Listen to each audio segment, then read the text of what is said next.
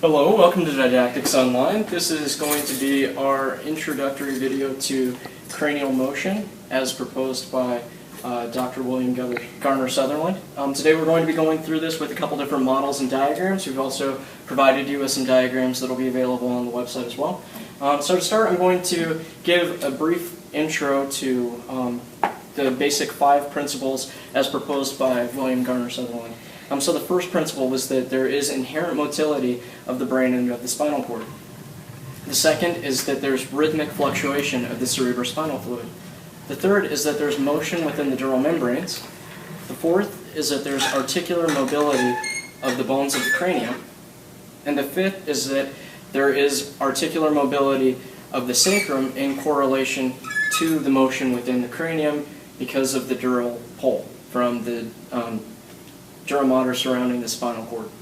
So now we're going to start going through a few different of the diagrams to explain the basics of cranial motion. So whenever you're looking at a diagram that looks like this that I've provided you with, this is going to represent your sphenoid, while this represents your occiput. If we're going to a lateral view, this is going to be representative of your sphenoid, whereas this is representative of the occiput.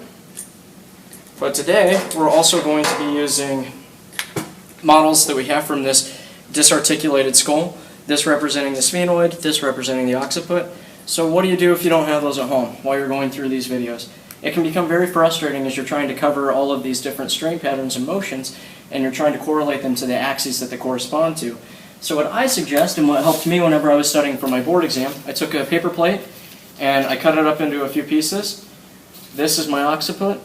This is my sphenoid, and these are my temporal bones. The parietal bones you just kind of have to imagine because they're going to be above the top of the plate or the bowl, but this is a nice foundation and it should be enough to get you going on your way as you're trying to understand the different angles. And I did actually have a question on my board that did cover motion of the temporal bone as well in relation to a strain pattern, so it might be something worth doing. So now as we're talking about motion of this mechanism, it's really important to keep in mind, especially for terminology's purposes, the motion between the sphenoid, the occiput, in relation to the sacrum.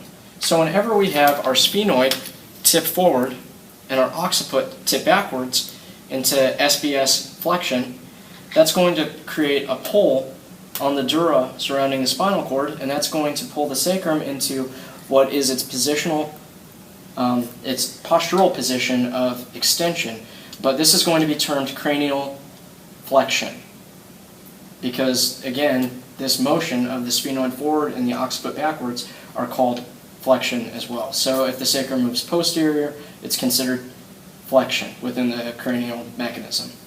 Likewise, if the sphenoid tips backwards into extension and the occiput tips forward, that's going to create a little bit of drag on the dura that allows the sacrum to rest forward into its sacral flexion, postural position, or its cranial position of extension.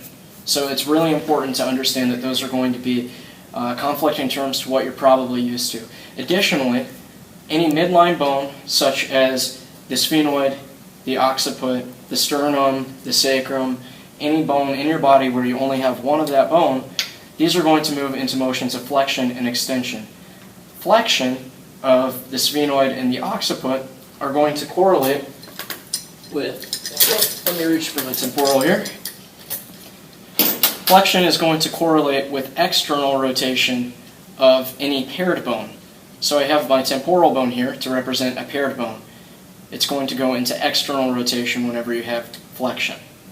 If you have extension, it's going to go into internal rotation.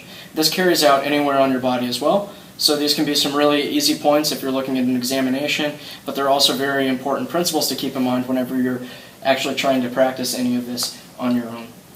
So here's a representative diagram showing the reciprocal membranes within the skull. We're going to be using these as they guide the skull through different motions and the different strain patterns and within the different relationships to the sacrum as well. So that is going to be available to you as well. We already talked about Sbs Flexion. We're going to talk about it again in a little bit more depth. So keep in mind that there are two transverse axes that are going to be guiding the motion of the sphenoid and the occiput and their basic postural motions. So you're going to have a pull here and another axis pull here. And as the sphenoid tips forward, the occiput will tip backwards, and that's going to provide Sbs flexion. Also depicted in this diagram, you can see they're both tipping in opposite directions around two parallel transverse axes. This carries true with Sbs extension as well. There will still be two transverse axes, only this time your sphenoid will be tipping posterior and your occiput will be tipping anterior. That will represent Sbs extension. And whenever I'm talking about the occiput, I'm talking about the most superior portion. So that's what I mean when it tips anterior, or when it tips anterior, because the base of the occiput is still actually moving posterior as well. So again, that's Sbs extension. And you can see in this diagram as well, they're moving in opposite directions around those transverse axes.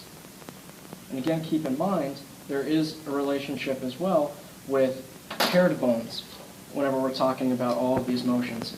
So if you have a temporal bone, and you're talking about any strain pattern, a nice rule of thumb is that anytime you have the occiput low, if the occiput tips low on one side, that's going to carry the temporal bone into external rotation. So if you're talking about different torsional patterns, keep in mind the relationship of the low side of the occiput. Low side means external rotation. High side means internal rotation of the temporal. This is really important whenever you're approaching the different strain patterns, but also whenever you're talking about the basic motion of the cranial mechanism as well. So this concludes our first video. Our next video is going to be covering basic strain patterns, and I hope that you will find these videos helpful as well as the diagrams. Try to keep them on hand whenever you're following through with the videos. Thank you for joining us.